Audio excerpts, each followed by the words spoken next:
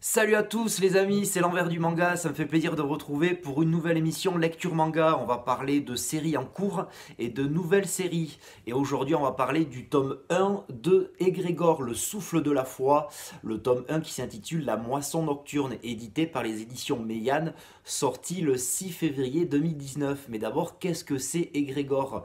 Tout d'abord, c'est Jay Square, l'auteur, il va avoir l'envie de faire un roman. Mais après la découverte de Berserk, il va avoir une illumination et il va vouloir faire un manga.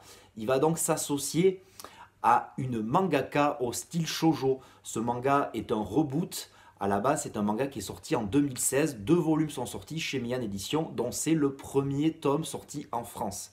Et donc, après un essai infructueux et une patte graphique qui ne collera pas à l'univers dark fantasy de son histoire, il décide finalement de s'associer avec Kim Jae-won,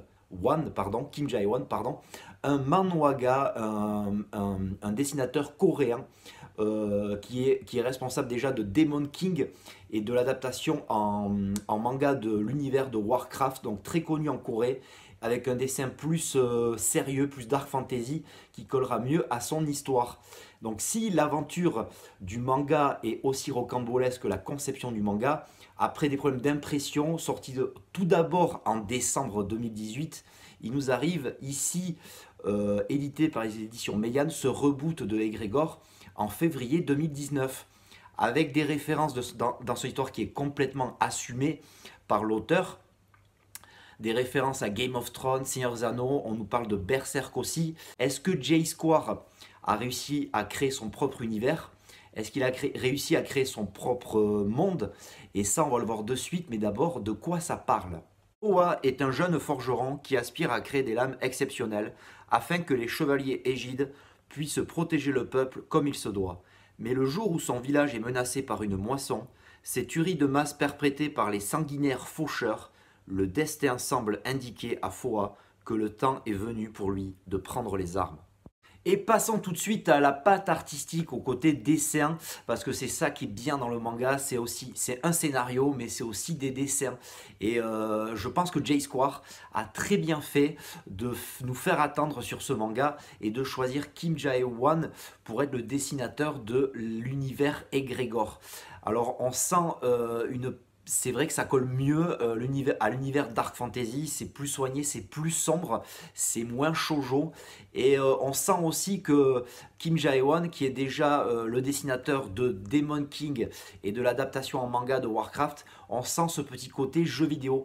On a l'impression qu'on a entre les mains le guide officiel ou l'artwork, l'artbook d'un jeu vidéo qui vient de sortir il y a très longtemps. Ça me plaît, ce côté RPG, shonen, fantasy avec des chevaliers, des monstres et tout ça.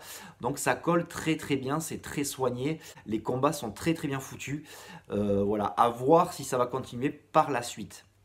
Parlons peu, parlons bien, et maintenant on va parler de l'histoire et des personnages. Notre jeune apprenti forgeron Foa qui habite le royaume de Soteria et qui va avoir comme première quête de livrer des armes à la baronne voisine.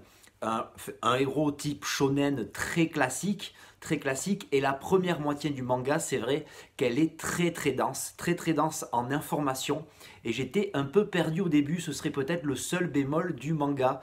Voilà, on nous annonce plein de personnages, plein de relations, et c'est assez fouillis, on comprend pas trop qui est frère avec qui est l'oncle, qui est le père.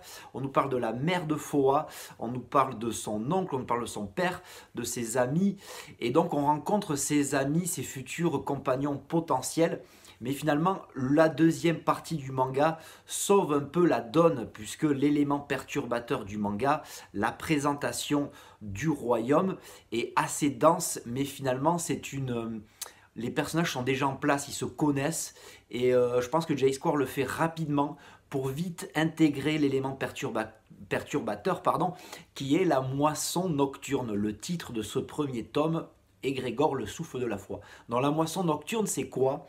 Eh bien, la moisson nocturne, c'est une menace perpétuelle qui plane sur les villages et les villes et les royaumes, et qui, chaque veille de pleine lune, va voir l'apparition de faucheurs, de monstres et de démons qui vont massacrer tous les habitants. Donc pour parer à cette menace, les royaumes ont créé le rempart du salut.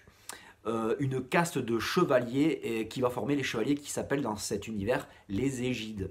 Et donc notre jeune apprenti forgeron, en revenant de sa livraison, la moisson nocturne arrive, j'en dirai pas plus, et c'est là où le manga prend tout son sens.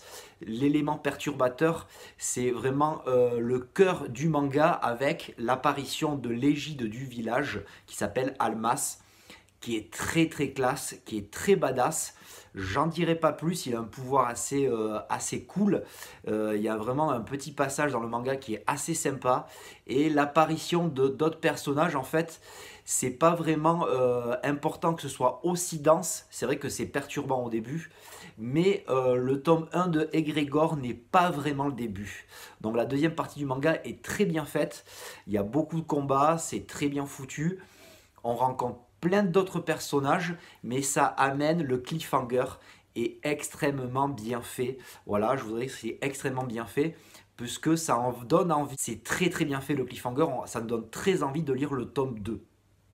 Et pour résumer, est-ce que J-Square a-t-il créé son propre univers? Dans un sens, oui, il nous livre son manga, son histoire égrégore, au travers un manga qui peut paraître perturbant au début, tant la narration est dense et la présentation des personnages tout aussi dense. Mais le vrai manga commence avec l'élément perturbateur.